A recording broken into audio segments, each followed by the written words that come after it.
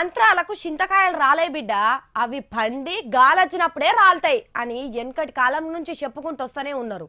కానీ పాపం ఊళ్ళ పొంట గుట్టల పొంట బతికే పేద పబ్లిక్ ఈ సంగతి ఎరికేనానుల్లా ఎక్కడో ఉన్న దావకానకు పోలేక పైసలు ఖర్చు పెట్టుకోలేక 10 రూపాయలు ఇచ్చి ఆకుపసర్లు తాయితులు కట్టుకుంటే తక్కువ అవుతుంది అనుకుంటారు.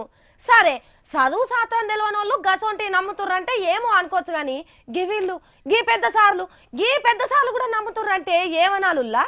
జనం కోసం పని చేస్తే లీడర్లు అవుతారు, ఓట్లు వేస్తే ఎమ్మెల్యేలు అవుతారు, మంచిగా పని చేస్తే మంత్రులు అవుతారు. కానీ మంత్రాలు చేస్తే మంత్రులు అయ్యేటోళ్ళు ఉన్నారా?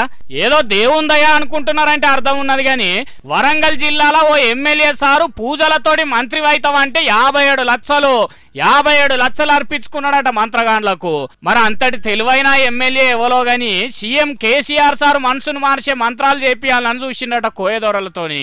ఎమ్మెల్యే సార్ బిడ్డకే ఎవరో కోయదొరలు తయారు కడితే బిడ్డలు పుట్టిండ్రట.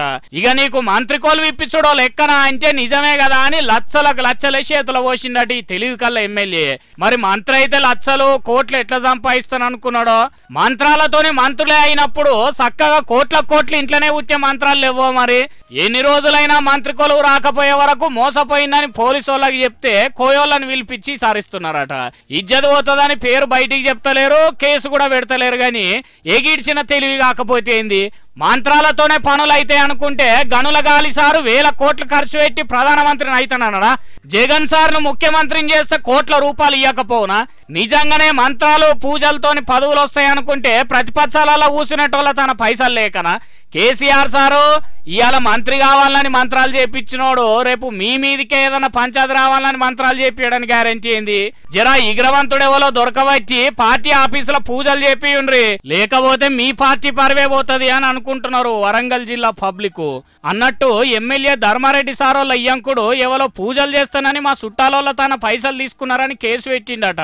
బాలరెడ్డి అనే వ్యక్తి తన కోడలు మానస రెడ్డి వద్ద కోయదొరలు పస్తం నరసింహరాజు అలియాస్ లక్ష్మణరాజు మరియు పస్తం రాజు అలియాస్ వంశీ, వీళ్ళు మేము మన దేశంలో ఉన్నటువంటి వివిధ పుణ్యక్షేత్రాల్లో పూజలు చేస్తే మీకు మంచి జరుగుతుంది, మీ కుటుంబం ఒక ఉన్నత స్థితికి వెళ్తుందని చెప్పి వారి వద్ద నుంచి నమ్మించి ఒక 57 లక్షల వరకు డబ్బు ఇచ్చినట్టు మాకు దరఖాస్తు ఇవ్వగా మేము కేసు రిజిస్టర్ చేసినాం.